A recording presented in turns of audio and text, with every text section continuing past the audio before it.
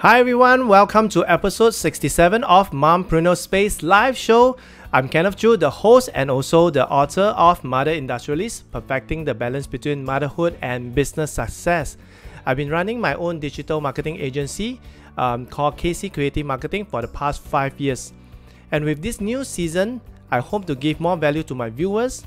I will still be bringing a different, inspiring and successful mompreneur each week to share their insights with all the other mompreneurs and also aspiring mompreneurs so that they can be inspired and learn from. And during this live show, you will be able to post your question in the comment section and we will address them at the end of the show. So let's get the show started. So today I have this really awesome guest that I really miss her so much. Why would I say that? Because I met her in one of my publisher's boot camp, and she was the senior publishing consultant, and that was the first time that I met her. And truly her personality shine. She's very funny. She always make me laugh. She's really a fun person that you hang out with.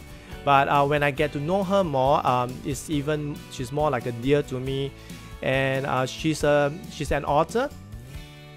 She's also a speaker and an empowerment educator. With our publisher, Black Card Books, she's a senior publishing consultant and also a senior business coach. And what she basically done is to help us author to become entrepreneur. Basically to help us to run our entrepreneur business. And she basically guide us from there as a business coach.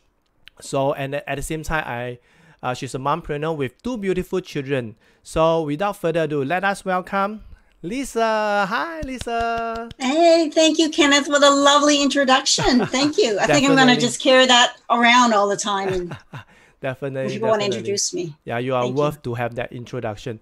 So, like I mentioned to you, there's a tradition of Mompreneur Space live show is that we have this question of the day that before any guest gets started, they have to answer this. So are you ready to answer the question of the day posted by the previous guest so that we can officially kickstart the show? Yes, I'm ready. It's not that hard. Yeah, you are ready. So the question of the day posted by the previous guest is, what can you do today to change tomorrow? Okay, I say it again. What can you do today to change tomorrow? So spend some time to think about it while I go onto Facebook Live to see if we are live successfully and maybe to say hi to those who are tuning in. So I'll come back to you later. The question of the day posted by the previous guest is, what can you do today to change tomorrow? I think one of what we have to do is, first of all, is to have gratitude for today. There's so many things that, we get so busy in our lives and sometimes we're not always happy, but there's so many things that we can be grateful for, even for just breathing, for having a bed to sleep in. Because when we start with gratitude, it's going to set the tone for the rest of the day, and it's going to set the tone for us planning for the next day. I think that's one of the main things you should start with to be able to change your day for tomorrow. And I think having a vision. What do you want to accomplish tomorrow, or what do you want to have in your day, whether that's visiting a friend or finishing a work goal.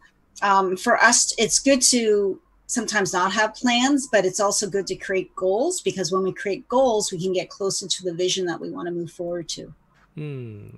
Wow, that is a very good answer to question of the day. And now we can officially kickstart with the show. So before we bring you back, we have some guests that's tuning in. I'm now trying to see their message. So we have Karen, we have Bengguat. She's one of our author to be. She's in our IEP program, and also she's someone that I knew in Malaysia. Yeah, so, during the Malaysia boot camp that Jerry was there, and also. Okay, I see Bengguat. I see there's Tony that's coming in. There's Sue that's tuning in. Thank you guys for tuning in and to support Leesa. And Leesa, maybe for those who are new to you, maybe you can do a short introduction of yourself. What were you doing previously, and what are you currently doing? And where are you from? Because we do have international audience all around the world that's tuning in. So maybe do a short introduction of yourself. Sure. Well, actually, I'm coming all the way from Toronto, Canada. Wow. So I'm really happy and feel privileged to be able to speak to you, Kenneth, and to everyone that you're connected with, especially out your end of the world, which I think is beautiful when I visited there. So how did I start off? Well, I know you're going to get into this a little bit later, but I many years ago, I was in a relationship, and it ended, and it was a very difficult time in my life. A lot of chaos and anxiety, and I not only was I starting over in that relationship, it was sort of a wake up call and starting over in my life. And what did I want to do? I used to be in a different type of field. I was a graphic designer many years ago. Wow, I didn't know that. Yeah, and I enjoyed it, but I had done it for a long time, and when that relationship ended, it's just like, what else in my life? I'm not feeling satisfied, and so I floundered a lot. But I ended up going back to school. And I went back to school, and I trained as a psychotherapist in a specific kind. It's called an expressive art psychotherapist. And through that, I, went and I worked for different agencies, and I worked with all different types of people and children. And then I went off my own, and I had my own practice. And then I found that I started to attract a lot of people who were going through a divorce separation. And it made me think of my own experience of starting over, and how tragic that was, and what I was going through. But it also made me think of my parents' divorce. They were together for over 25 years, but sadly, that had to end. My mother had to end that. And I remember what it was like for her starting over, and it was very difficult, and she didn't have the support. And I thought, you know what, this is the tribe that I want to work with. This is a tribe that I want to serve. So I decided, okay, this is who I'm going to concentrate on, and this is who I want to work with, which was great. The only problem was I knew I wanted to work with these people, but no one knew that these people didn't know I wanted to work with them. So I was having the difficulty of how could I find this tribe, or how can I let them find me? And then lo and behold, I came across an event that you actually also attended. Yep. At a different time. And this was about writing a book and using a book as a tool to get people to know about you, to get your tribe to know about you, and to build your business. So I end up writing a book it's the upcoming book. It's called, are you ready for it, everyone? It's called The Gift of Divorce. Wow. But it's really about the subtitle. It's about how the ending of your relationship can be the beginning of finding your true path in life. And I always joke, I'm not promoting divorce. It's a tragic event. But do you want to, pick up the pieces and just keep doing the same patterns? Or do you really want to get clear, what do you want to do with your life? How do you want to live it? Who do you want to live it with? And it's about really rediscovering who you are and rediscovering what you want, and giving you tools to go in that direction. So that's really what the book is about. It's about finding the gift in this tragic event, and what can be the next mountain you will climb that will have rewards for you and help you to live a more fulfilling life. Wow.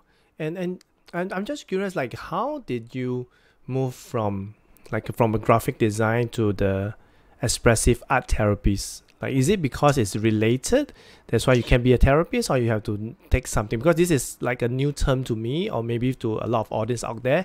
And also tonight is really crowded because we have more people coming in. Maybe we can say hi to Leesa. We have Sherry. Sherry is also one of our Black Card Books author that I've connected. She's one of the mompreneur, and she also had her book.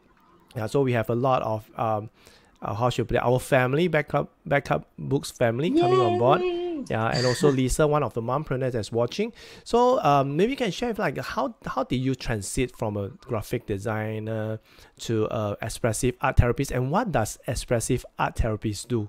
Because it's pretty new over here.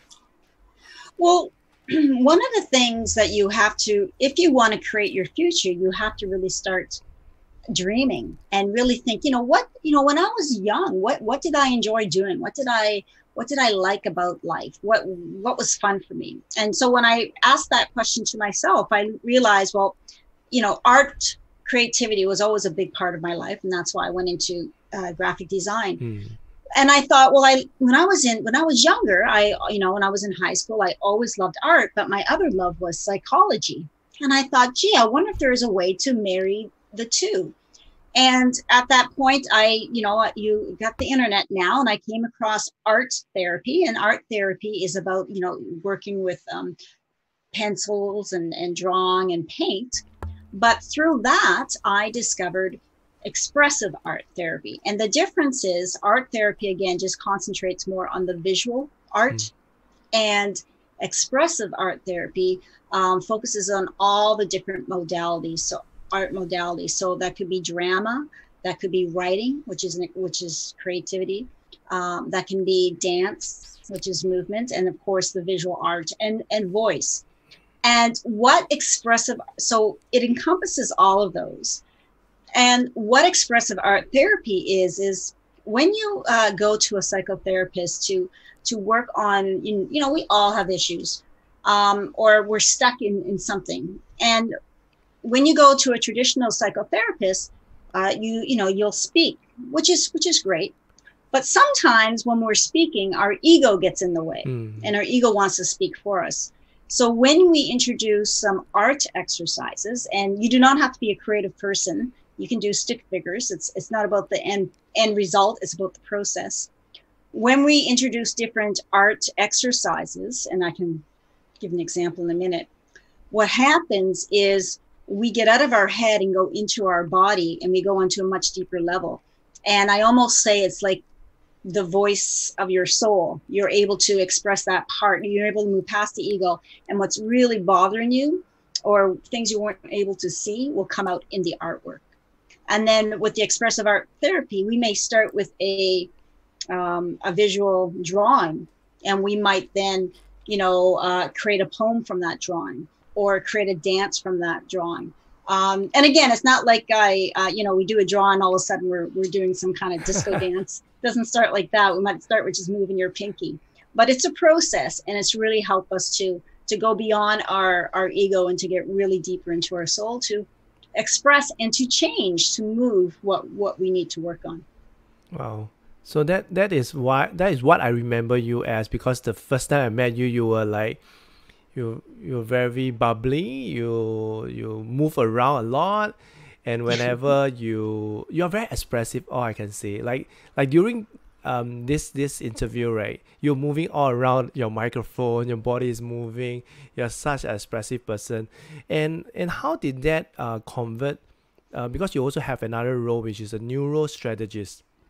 What is that term? Is like, I've never heard of. Maybe something to do with the brain, and you strategize it or something like that. A neurostrategist? Yeah, what is it? Well, again, it's knowing about, so I work with the body and mind, mind and soul. So a neurostrategist is learning how the mind works. So, if I can help you to create newer pathways, that's going to help us to change patterns and how we normally live. So I have tools that will help us to, basically a neural pathway in our brain makes new connections. So it's almost like going through a forest. Sometimes if we're trying to create a new habit, or we're trying to move in a new direction in life, it's like a very thick forest. It's very hard and difficult, and sometimes you just want to turn back and you don't want to follow through, or it's really hard. So I have tools to kind of help us to clear that path in the forest, because the wider we make that path, it's the wider that neural pathway is getting in our brain, and then it's easier for us to create that habit. That sounds really very in-depth, like you have really studied, like about does that come in handy when you coach people? Like you are a senior business coach and also a senior publishing consultant that deals with a lot of authors who want to be entrepreneur. Does it help a lot? Oh, yes. Because especially, I'm sure the authors who are on this call right now, especially those who have taken the Black Card book program, it's, we're really excited at first and we want to do this, but then the ego comes in and it's exactly what happens. The Yep. ego wants to keep us, the ego's not a bad guy. The ego really just wants to keep us safe. It may not be happy where it's at in life, but it knows what's to expect. So as we grow and as we try to stretch and become an author, for example, to try and accomplish something, our ego doesn't know what's on the other side. So it comes up with all these excuses. It comes up with, oh, I'm not good enough, or this is too hard, or this isn't my fault. I can't do this. So knowing to speak with an author and educating them on things like this, then they're able to stand back and say, oh, okay, you know what? I am having these thoughts. Oh, and that's normal. And this is why it's happening. So when we're aware and we know why things happen, then we can stand back and say, okay, so this is normal. And if I want to move over to this next step in my life, these are the steps I'm going to have to take. So it's really about educating ourselves. So yeah, definitely, whether I'm helping a client in psychotherapy or I'm helping our authors move through the program, there's a lot of, they'll take 3 steps forward, 1 step back. Yep. It's really something you can apply in all parts of our lives.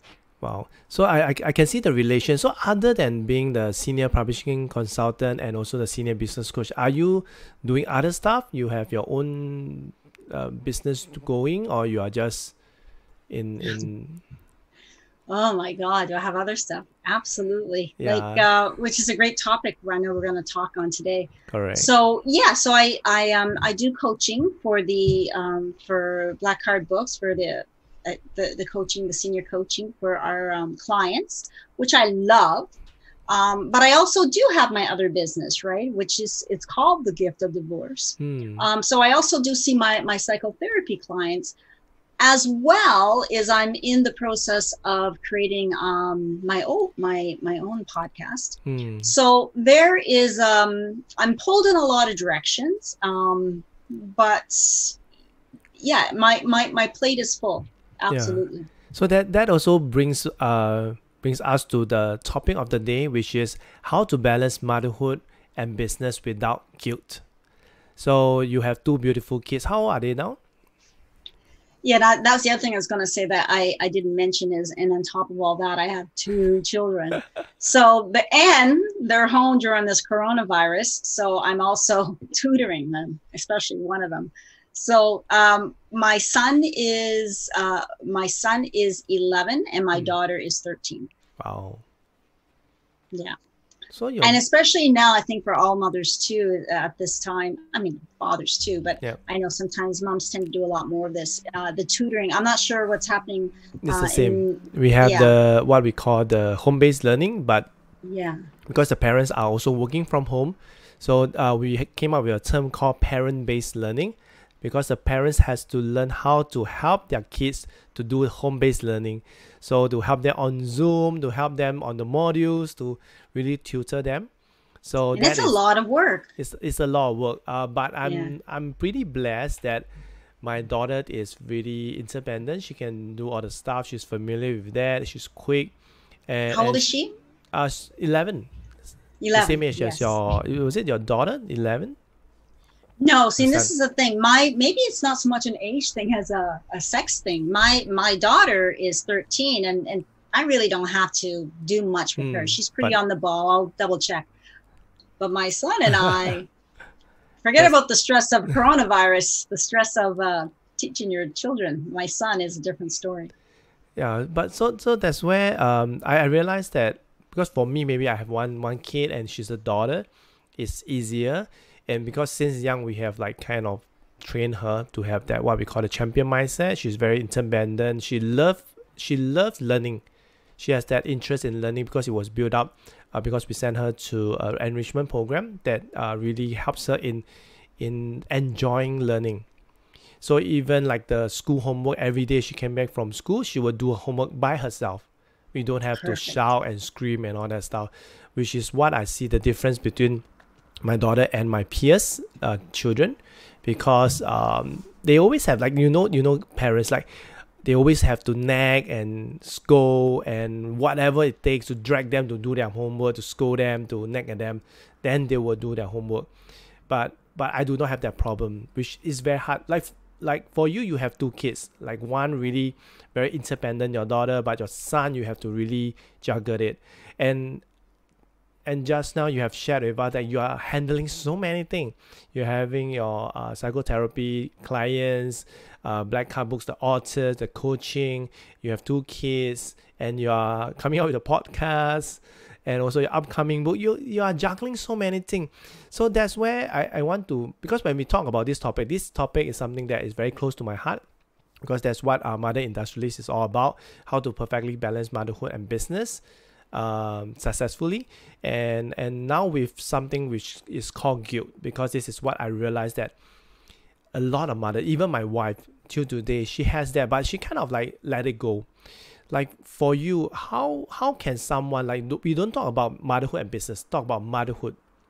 How can one mom's do without guilt, like in motherhood? Like from you, especially, you are a trained therapist, like a NeuroStrategist. How can that help? Because when you talk about the ego, I believe the ego also speaks the guilt side. Yeah, so maybe you can share with us, like, how can mothers live with no guilt in motherhood? Well, first of all, I like to say, as you know, as maybe our mothers would say, do as I say, don't do as I do. Because sometimes, I mean, when I'm in my work mode, of course, I can offer some great strategies, you know, for people, for mothers. But sometimes when you're in it yourself, you know, we're not perfect. We're humans, and you know, it's not, you know, I don't have all the answers. Of course, I do experience guilt from time to time. But the difference is I am aware of that and I do something about it. So I think that's one thing we have to, I want to, you know, share. It's not like you can ever get rid of guilt. It is part of the ego.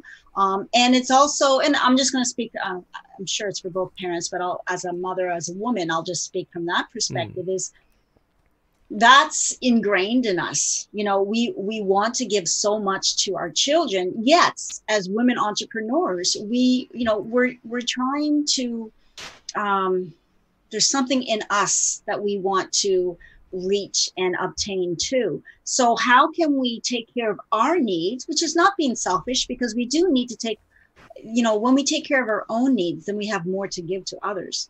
So how can we take care of our own needs and go towards our own goals, yet still balance reaching those goals we have as a mother? And it's a balancing act. And sometimes some days are better than others. But I think what happened is you have to be aware of when you're having that guilt. And then if you are having that guilt, okay, well, what are you going to do about it? You know, sometimes I would get guilty over the amount of time I might be working because I'm trying to get something launched, and feeling like, oh, you know, I can't go outside and play with my son who's asking me to play basketball. So what I realized too is it's not always about the length of time. It really is about the quality. So even if you can everyone needs to take a 15-minute break from their office. You know, you need to get up. So if I can schedule that time in and know that, okay, I'm going to do at least 2 times throughout that day, especially now because they're home a lot more too, right? Yeah. You know, if I can even just take that 15 minutes and be with them, it really makes a difference, because in their memories, they're remembering they don't really see it as 15 minutes. They just remember that time mom would play basketball with me when it was really only 15 minutes, but because it's reoccurring, you know, it helps. And I think the other thing too is sometimes the guilt is a little out of perspective of what's really going on. There has been times where I'm feeling I'm really working hard and I think I should be with them, and they're actually enjoying themselves together playing a game. So I think that's to be aware too, not to blow things out of proportion. Yeah. not to blow things out of proportion, but to, and then the other thing is to, okay, if you are having that guilt, what is something you can do productive for the next time so it doesn't happen again? Yeah, and you talk about the productive time and also quality versus quantity, because I realized that a lot of times the moms feel guilty or not spending more time, especially for working moms, because by the time they come back home, there's only little time, and the kids has to head for bed to prepare for next day's school. And as most working moms, they don't end work early. So by the time they reach home, they're already tired, but the kids finally can see the mother. And they were like screaming, mommy, today I met this classmate, and they want to tell them stuff. But a lot of times as human, you mentioned, as human, we don't even have time for ourselves, especially for mothers. So they are so hard on themselves. They want to breathe, and just at that moment, that split second that the child went to them and say, mommy, I want to tell you something. They say, can you leave me alone? I need some time on my own. And that guilt would start from there. And by the time when the kids went to bed, they will start crying and say, wow, I should not have done that. And I believe that this will bottle down, like snowball, and become something. So what can you share with a mother, like if such things happen, how should they react? Well, first of all, children love, my goodness, I can't think of the word. Children love when you do like a routine. They really do. What's coming next? I mean, so even that bedtime routine, if you're taking even 15 minutes with them, even before they get ready to go to bed, or when they're in their bed, if that is a consistent time, that's your time to be with that child. And that child thinks about, they remember that time when they're older, like, oh story. Yeah, I remember. Yeah, the bedtime story, or what happened during your day. I also think that, sometimes we'll ask our kids, oh, what'd you do today? And they go, oh, nothing. And then we think, why am I even asking this? But it's not so much the point of what their response is. They still want to be asked. Yeah. Because it's showing that you're paying attention to them, right? And I think that's more of the important thing. But the routine, that's the word I was trying to think of. It's establishing that routine. So even when they have that time and they want to tell you that story, and maybe you can at that time, if you're consistent with your routines when you are scheduling that time with them, that's what's really important, because then they're always going to expect that, and they always know that mom will be there for me at that bedtime or at that morning. Or even the other last thing is sometimes, you could help with making dinner. Sometimes I find it's even quicker if you do it yourself. But even if they're in there with you, telling you that story or talking with you while you're making the dinner, it's just those special moments. They add up. Yeah, and then you mentioned something that is very important that I want to emphasize on, especially for those who are tuning in, is that you mentioned about the routine and consistent. Because a lot of time, most mothers that I come across with, they are so worried about the amount of time they are spending. But you mentioned this word consistent. So like the 15 minutes, it can be like 5 minutes telling them a story or hearing them out what they have happened in school. I guess that is good enough, because like my daughter, she always have the habit to listen or to play a deck of cards before the sleep. So it's about the consistent that they will always remember, hey, mommy play this with me, mommy talk about this book, and it's consistent. It's not like once in the blue moon. And you mentioned something about making it as a routine. And when you make it as a routine, meaning that the kids is as important, because a lot of times I see a lot of children start drifting from their parents because the parent position their work more important than talking to them or listening to them. And that's where something that I always share with the mompreneurs or the mummies that I talk to or I coach or I mentor is to be 100% present. Because when you set it as a routine, as a schedule, you schedule it, you are making the time. And when you make the time, you are there 100%. Because every time 15 minutes before that, you make time. So in that 15 minutes, you have no you're not playing with your phone, you're not answering your messaging and all that, you're just focusing on them, and that is where the quality comes. So do you think that is very important for kids, especially coming from a growing stage? Oh, absolutely. Sorry, there's two things I want to say. What was the first thing? The first thing is, sometimes we're doing it, we're working hard. We're doing it for our family, but we don't think of exactly what you're saying is we don't think of the effects. Yes, we're putting in those extra hours. We're trying to close those deals or make that extra money to give more to our children. And sometimes we think giving more might be monetary also. But sadly, I know I worked with this family, and the parents worked a lot of hours. Their heart was in the right place. They were trying to give a better life to their children. So they would leave the older daughter and son to look after they had twins, to look after them. And the older daughter and son, they were young teenagers. And the son, he ended up getting into a gang, and he ended up getting into a lot of trouble because he didn't have that parental guidance. He didn't have that contact with them. And it's not like the parents had to be there all the time, but he didn't even really have that communication because they worked so much. And that's a prime example is, yes, we want to have a better house. Yes, we want to be able to give our kids those tools that the other kids have. But in the long run, the love we give and the attention we give is more important. The other thing I just wanted to say that you touched on earlier too is the consistency and the routine. What I end up doing, because I did feel like guilt sometimes, is, and I only do it monthly. I still do stuff with my kids on the, throughout the week, but once a month I will do something special with each of them. Whether I take them to a dinner, I forget this jumping thing. I forget what it is, or laser tag. Trampoline. Yeah, trampoline thing. Yep. Depending on, my son's more like that. My daughter would like just to go shopping. It's like a date. It's like a date with them. Yeah, and having that special date with them individually, and they kind of know, like, oh, once a month we do that, right? Yeah. Again, it's that private time that you have to share with them, and I think for me, I know they look forward to it. Yeah, and this is something that I heard from another mompreneur. She has 3 boys, and out of these 3 boys, there's a pair of twins. So she does this like a date night with one of the son every month. And I love that. And she has her kids are now 21 and 22 years old, and she has been doing that. And frankly speaking, she's also a single mom, but she's a single mom not by choice, because the husband passed away in the accident and is overseas.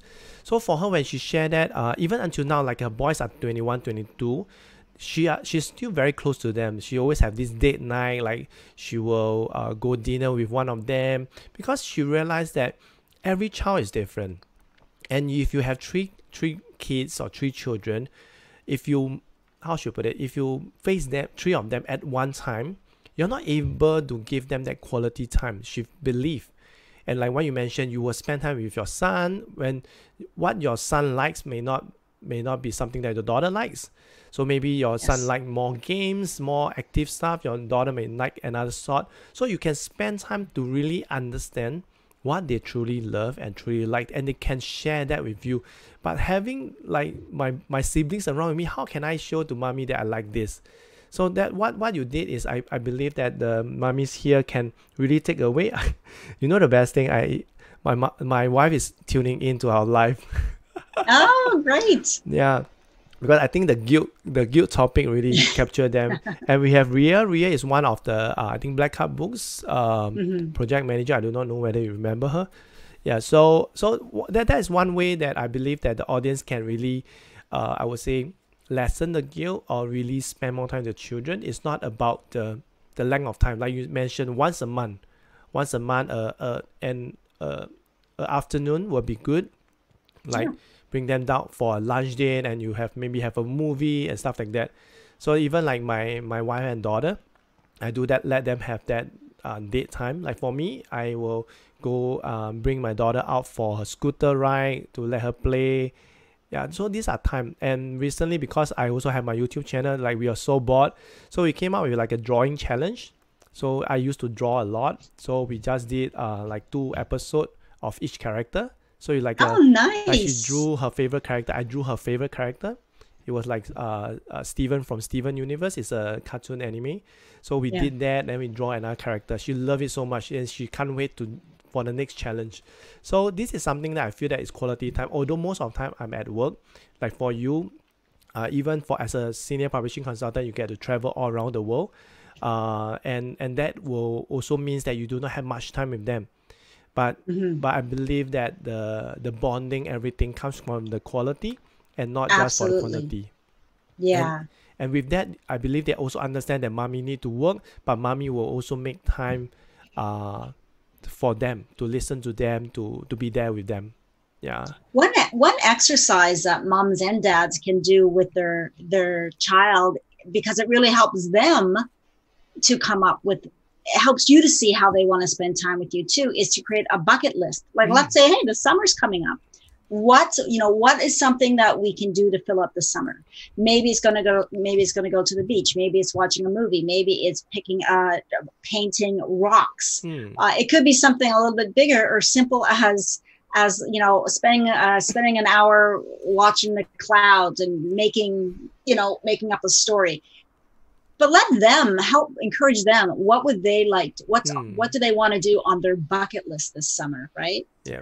It gives them something to look forward to, and it also gives you guys gives the parents ideas what they can do with their children and what their children want to do. Yeah. And you mentioned something to let them dictate what they want to do. That is very important, because I see a lot of parents want to do what they want. Like, I want my kids to go for this, I want my kids to go for that. But is that what your children wants? Yes. So or sometimes you're absolutely right. Or sometimes they make up what they think the child might want to do. When sometimes the child just wants to hang out with you. Correct. And they just maybe want to watch a movie with you over Netflix, and that's it. And you don't have to do anything, don't have to get out and stuff like that. I believe this is something that I've also learned from people like Gary Vee was saying, that a lot of times the parents wants to do things for their children, for other people, to show to other people. For example, why do I send my daughter to ballet? Because I want to show to other people, other parents, or my relatives and siblings that, hey, I'm letting my daughter learn ballet. It's like more like rubbing their own ego, the pride and stuff like that. Or maybe it could be because these are things that they couldn't do back then when they were young. The family wasn't able to. And that became like a subconscious effort. That's why when the children say, Mommy, I do not want to learn ballet anymore, and it crushes them. Because it is something that they wanted to do back then, they couldn't. They pinned the hope on the children. And that's where I felt that the guilt will come from there. Because the guilt of themselves, not on the kids, in fact themselves, the guilt of not able to become a ballet dancer because of environment, because of family. That's why they couldn't. So I see that a lot of this type of pattern. Do you have that when you talk to your clients, especially if they are mothers or parents that have? Absolutely. Well, absolutely. And that's just it. It's that awareness, right? You have to become if you're disappointed that if your child really doesn't want to do something and you're really making them do it. Now, of course, if it's different, it has to do with school, we have to get those, help them to learn something. But if it's something like ballet, or in our case, it was hockey. My partner, he loved hockey. Like, I'm very stereotypical. I'm being stereotypical here in Canada, but it was true. And he couldn't get enough. He was out every day up, since he was a little boy, 5 a.m., go to practice. Loved it. Couldn't wait to share that with our son. But our son has a different personality, and we tried a few times, but he just was not interested. And so my husband, my partner, he had to let go because he realized it was something that he wanted. But that's good, because he realized it was him. And what you're saying is, for those people parents out there, if you're really upset and trying to make your child do something, you have to ask yourself, why is this so important to me? Yep. Why do I need them to do this? And if you come to the realization, wait a minute, that was my dream, then it's going to be easier to let go of the guilt and let your child explore something that they want to explore. Yeah, because I realize a lot of times, especially on Facebook, you will see, oh, they are like parents very proud, they show the result of their kids. Sometimes if we really dig deep into that, it's really their own self, but they are not aware. And in fact, one of the parent, her name Leesa, she says that she agree, and also the kid do not feel the need to outshine other siblings while one-on-one. Especially just now we talk about the date. So they don't have to fight like the sibling rival that we always know. But going back is to, like you mentioned, the very important thing is the awareness. Why are the parents feeling sad or disappointed? And I always say that when there's expectation, there's disappointment. So for me, in anything I do, especially my loved ones, I have no expectation because I do not want disappointment. Like even for my wife, even for my daughter. Because if we set expectation on them, that will become stress for them. And would we want to stress our kids like how our parents stressed us back then? Yeah, so that's where you talk about awareness to really ask, like, why are we sad? Why are we disappointed? Is it coming from us? Is it something that we wanted back then when we were a child? Or we have already, like, especially academic-wise? Yeah. The other thing, just to add to that, and sometimes those thoughts, it might not even be yourself as a child, but what were your parents planting in your head? Yeah. You know, sometimes the way we parent is just automatically, well, that's how it was. Well, that's how it was when we were a child, but does it have to be this way now? So it's questioning those rules that we have. Sometimes they are valid, and other times, oh, is it important? Yeah. You know, and can we change it? And since we talk about this, right, like what is being passed down by parents, I just want to hear from you, right? Do you believe that the cane is important, like the pain? Like, do you have to exert like caning of your kids, like punishing them, by rather than using love? So which side are you at? If let's say my dad did you mean that, to spanking? You mean? Yeah, spanking. Yeah. Like spanking? Do I feel it's okay? So my take is have that guilt. That will also create the guilt in them. Oh, absolutely. And my take on it is, if I want to spank, that's really for me to release. It's not helping my child. And trust me, there's moments where I start off. I'm sure we all do. We practice those. You know, is that right? Yes, let's count to 3. And how does that make you feel? And we start off really good. Yeah. You know, and 15 minutes later, the child is still screaming and not answering you. And as humans, you know, we can lose it. You know, it's great to, definitely you need to leave the room and take your own time out. But I've had times, of course, when I don't, and it really depends on your upbringing. My mom just had to yell at me. So I was never spanked. So that's why I don't spank, although I feel like it sometimes. But the reason I'm feeling like it isn't, at first I may think it's to make him listen, but it's really because I'm so frustrated. When we're spanking, and this is my perspective, right? Everyone's going to have their own perspective. It's not really teaching them the consequence, right? It's giving them a pain, but is it really teaching them? If you don't do this, then I'm going to take away the electronic, and then they're going to feel that pain. So, it's a personal choice.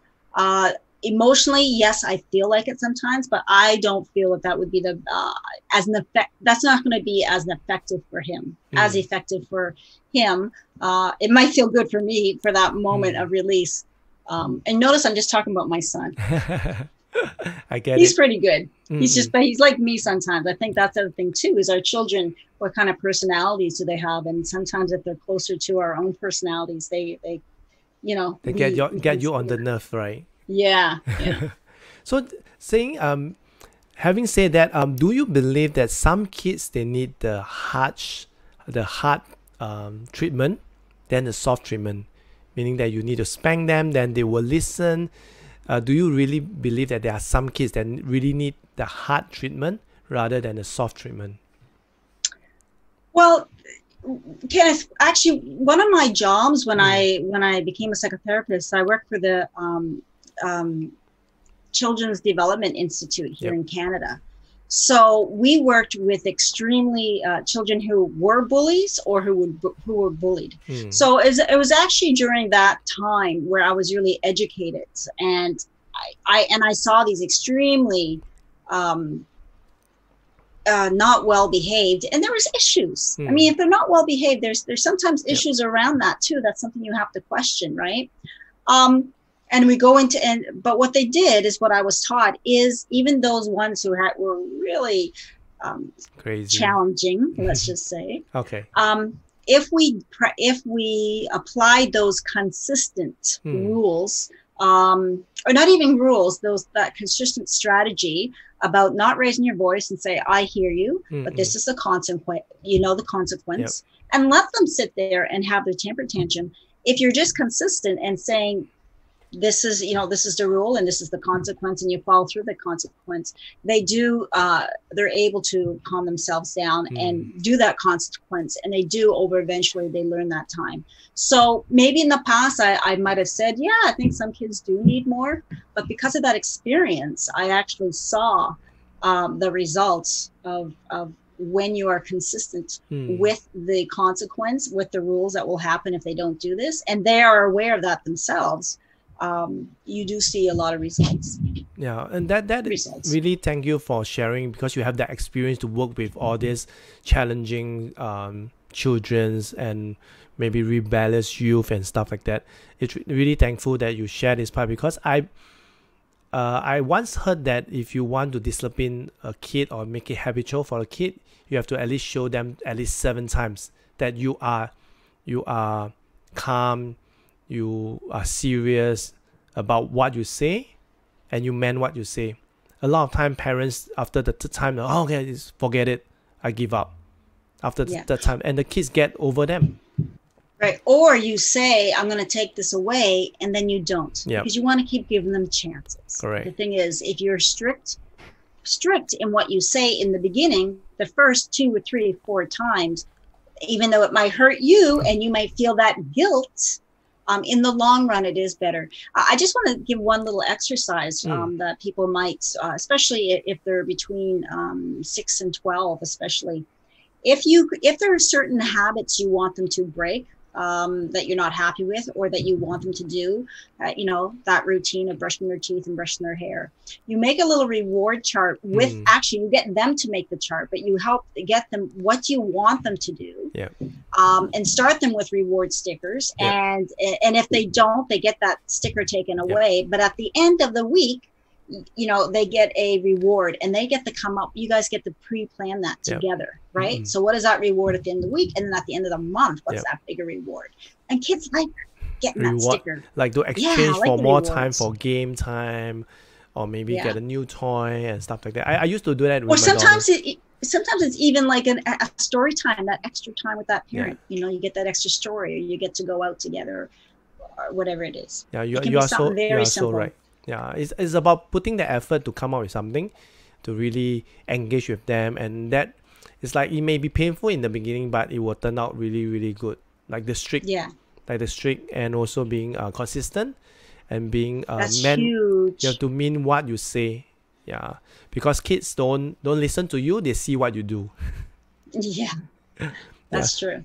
Absolutely. So about that, about the guilt and all that stuff, and I'm also very interested about your book, because you say that the gift of divorce, and like a lot of us, we feel that divorce is always not a very good thing, but how can it have a gift? Like, where is the gift coming from? Maybe you can share a bit about that. Yeah, and like I mentioned earlier, I'm not promoting divorce. It's when I say the gift of divorce, this is a tragic event that happens in someone's life. So what from that experience, from that tragic experience, from that pain, what is the gift? What did you learn about yourself? That's one aspect of it. What did you learn about yourself? You know, did you learn, like, you, for years, you let your values get stepped on, and then finally you made a decision to leave. You felt a lot of guilt, but you made a decision to leave, but you stood up for yourself. Like, that's a huge gift, to be able to stand up for yourself, you know. Or then, was it a gift because you finally became independent and you went on that trip, that hiking trip into Europe, or you learned a new skill that you never would have done before if you were still married. So that is the gift. The gift of divorce was it allowed you to, and that's what I teach too. It's about, this is now a time to get your second breath and really think about, vision the kind of life you really want to create in your life and you really want to lead, and then taking the steps to go in that direction and to create that vision, because that is the gift. Because of that awful event, now you get to lead a more fulfilling, rewarding life because you care about yourself. That's really what it's about. And just now when you were saying that, I have this idea, that this thought that just gave me some goosebump is, like, this pandemic, like this COVID-19, I thought of, like, the title, like, the gift of pandemic, gift Absolutely. of COVID-19. Because there was one, I guess was the 2 episodes before, I was talking to one of the mompreneur, and she was saying that this is once in a lifetime that you get to be with your family, like 24/7.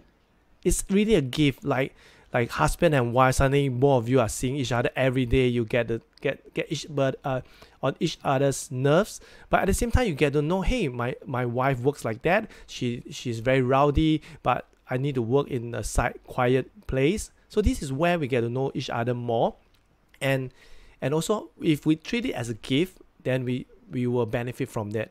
This is what I like, what you have shared, and what I've realized, that is also a gift. And it's not just being like the word divorce. The divorce is meaning like separation or even end of something, but I believe that there's always, like, when one door closes, another door opens, which is what I felt that your book, The Gift of Divorce, although it's talking about your personal experience, but I believe it can be applied to a lot of others situations, scenarios, or even person. Like, even we have friends who are going through this not a very good moment. We may be able to come in handy to really help them, to really support them, and really let them see the light that there's a gift of it. So and also for your podcast, you talk about the gift of divorce, conversation to heal, teach, and empower. So this is an upcoming podcast that you want to share, right? So maybe you can share with the audience, like, how can they get connected with you? Sure. Well, the podcast I plan to have in about release in 2 months, and there's 2 streams. I actually will be doing them bi-weekly, and one is about, I'll be interviewing people that can serve my target market, right? What are in helping them with their desires and their problems. And the other stream that I'll do the other second week is actually interviewing people who have gone through a divorce, separation, but to hear their story and the hope that they can offer.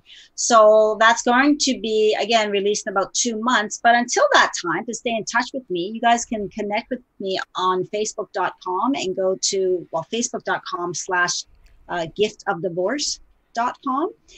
You can connect with me there. And then when I release the podcast, I'll let everybody know. Yeah, and also stay tuned for Leesa's upcoming book, which is The Gift of Divorce. You can get it for your friends who's going through that. You can always get connected with her, and I've included Leesa's link, how you can get connected with her, in the description. You guys can check it out.